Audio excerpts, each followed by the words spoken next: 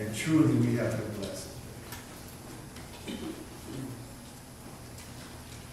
Brothers and sisters, the last 2 weeks and then today, we're going to end up with a word on resting in the Lord. I've been sharing a word that came to me while 3 weeks ago while we were sharing on Christ being the vine and we are the branches. We talked about being connected with God and the different manifestations of that. Today I would like to speak about resting in the Lord. Resting in the Lord.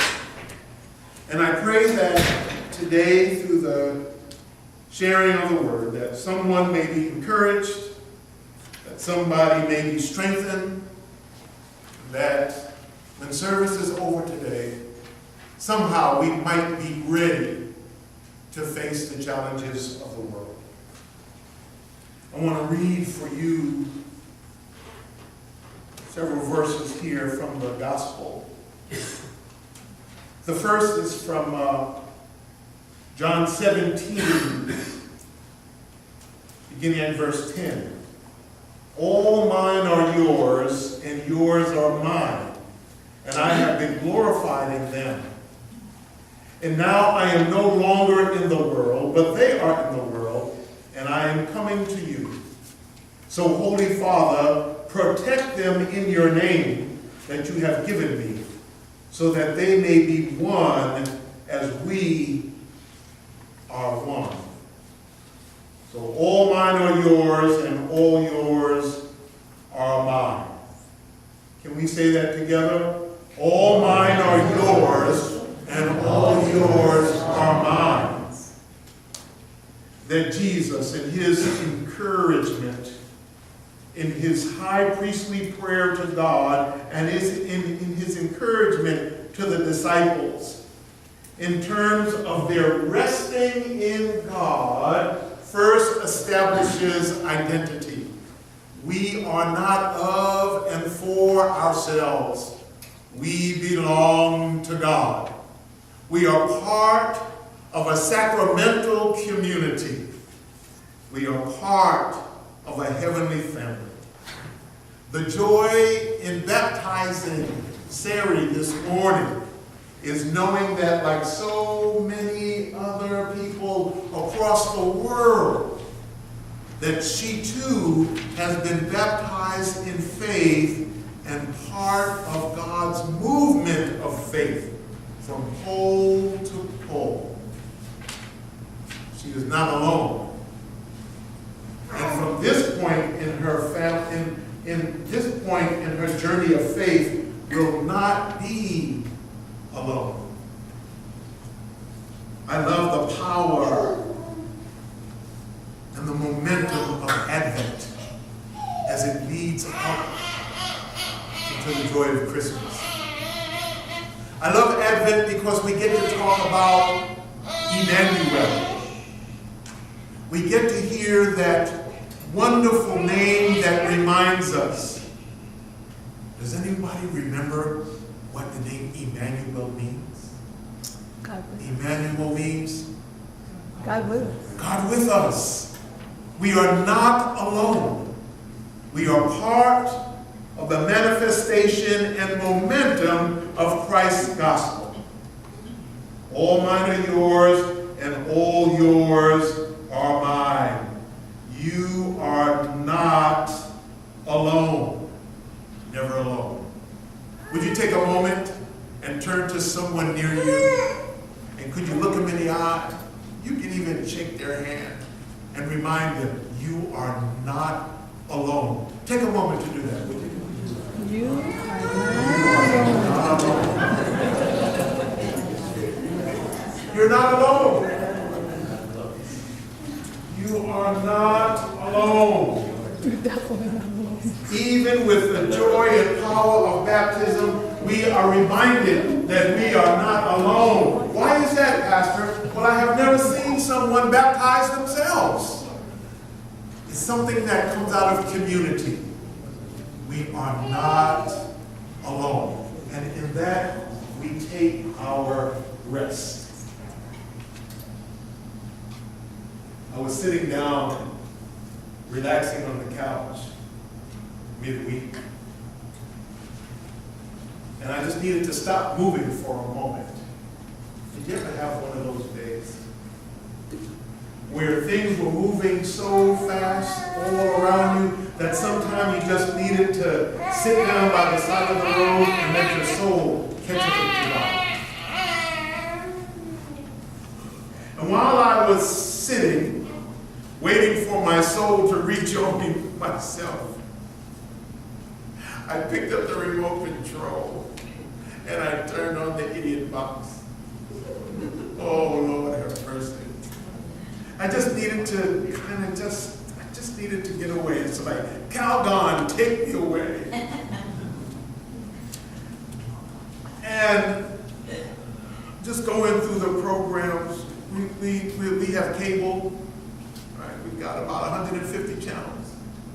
Nothing was on worth watching. And I'm just clicking through the channels, I'm clicking through the channels. And then I came to a program about a veterinarian that looks after exotic animals. I don't even know the name of the program. Oh, thank you. Thank you. I see that someone else has 150 channels. But I was watching this program, and it was nothing extraordinary. Like, I just wanted to veg. But then, after a commercial, they had someone coming in to see the doctor with a huge box turtle that had dug under the fence in the yard, that had got out into the street, and the turtle had got run over by a car. The person came in, they were just about in tears. They said that they had been to the first veterinarian, and the first veterinarian said, we need to euthanize this turtle because the shell was broken and caved in. And that really disturbed me. That was so hard. I've seen the big turtles many times, but I've never seen a turtle with its shell caved in and broken into pieces. I didn't know what to do, and I didn't know what to say. So what do you do when you don't know what to do or don't know what to say? How do you respond? I yelled out to my wife, honey, come here, you gotta see this.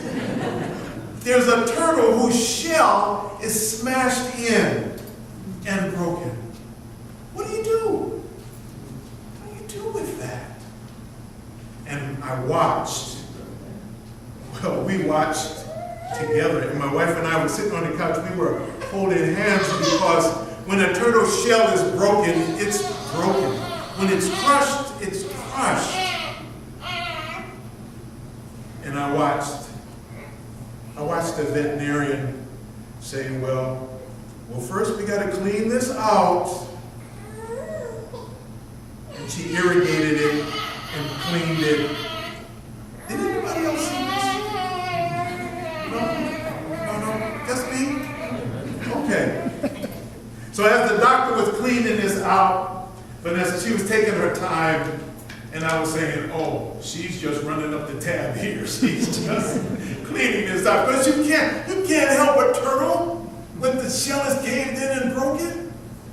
And then all of the techs, the veterinary techs gathered around, and the doctor began to explain that the turtle shell isn't just a static form, but it's enriched with blood vessels. It's a living organism. It's part of the turtle's body. It's alive. And it was bleeding, and I wondered how it was going to turn out. And I looked up at the clock, and I said, okay, Doc, you got 20 minutes to do this. I don't know what's going to happen. So she cleaned it out. She cut away some of the broken pieces, but found that put screws in it in the places of the shell that were not crushed. She could tie string around it and actually lift the crushed pieces back up into a dome. So I watched her screw 4 screws around the turtle shell on the outside, and then weave some twine, and then pull up the turtle's shell. And at this point, I didn't know what would happen. I think I told you all that I'm from Brooklyn. And I have some cousins in Brooklyn that I don't like to talk about. Now these Brooklyn cousins, they have a cat, and they live on the 5th floor. And they had to take their cat to the veterinary because their cat fell out the window. Cats don't fall out of windows. Anyway, the doctor tried all types of extraordinary measures to save this cat. And finally, the cat expired. Oh, there were x-rays and scans and surgery and everything. So the doctor came to my cousins and told them that was going to be $1,200. And my cousins from Brooklyn, they said, the cat died. I said, I'm not going to give you $1,200. The cat died. So the doctor was trying to be nice, but, you know, like I said before, cats don't fall out of windows. I don't know what happened that day, but they ended up not paying the doctor anything. They said, look, we brought you the cat. He was alive, and now the cat died. So all through this program, I thought that at any moment, the doctor was going to announce that, I'm sorry, despite our efforts to save the turtle, it was a catastrophic wound. The turtle died. But it didn't. It seemed that every couple of minutes, the doctor found a way to do something to pull up and to support and to, well, I'm not going to hold you in suspense. What happened was that the doctor looked at it, and after pulling the shell up and kind of strengthening it, went and talked to somebody who made unusual structures, and they actually made a shell to go over the shell to protect it while it was healing. It's funny though, because to examine the turtle, they put the turtle up on a block, and the turtle's legs were just going like this, and it was kind of up on the block, it couldn't move. And I thought about that for baptism. And when Sari was standing here, and when she was taking her baptismal vows, I just imagined that turtle sitting up on the baptismal fountain with his legs moving, and I realized that if you ever see a turtle sitting up on a fence post, it didn't get there by itself, but somebody had to lift it up and put it up to a position of safety so the healing could begin. If you ever see someone at the baptismal fountain, they didn't get there by themselves. Somebody had to encourage them. Somebody had to pray for them, bless them, and lead them to the fountain. I see that around. I look and I saw Sari surrounded by her sponsors and her parents and her grandfather and all people wishing her well. And I thought to myself, if for some reason this young lady's shell is ever broken, she's going to be all right. Amen. Because they're going to make sure that that shell is lifted and covered until it grows back. Yeah.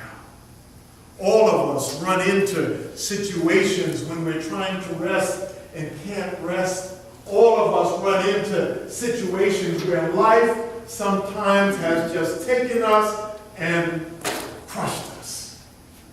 Just taken us and slammed us together. And we wonder, how can we ever be made whole? Well, remember the words from the gospel lesson. Jesus, in dialogue with the eternal God, says, you know, all of those are mine, and all of mine are yours. Emmanuel, God is with us and will not allow us to remain crushed by the side of the road, but will pick us up and carry us to a place of blessing and safety, so that the great physician might attend us and heal us. Amen? So as the closing credits rolled on the program, the doctor was taking off the outer shell that they had cast from some type of polycarbonate. And the turtle's actual shell had healed. It came together and formed new connections, and the turtle, just as lively as ever, was scooting around the doctor's office. And so I say to you, that if God can heal the crushed and broken shell of a turtle, God can give us grace to forgive. God can raise us up by the Spirit to live. God can give us a voice to sing praises. Jesus can move from our hearts into our hands and feet so that the work of the kingdom gets done. We all get a second, third, and fourth chance at life because we are Christ's, and Christ is ours.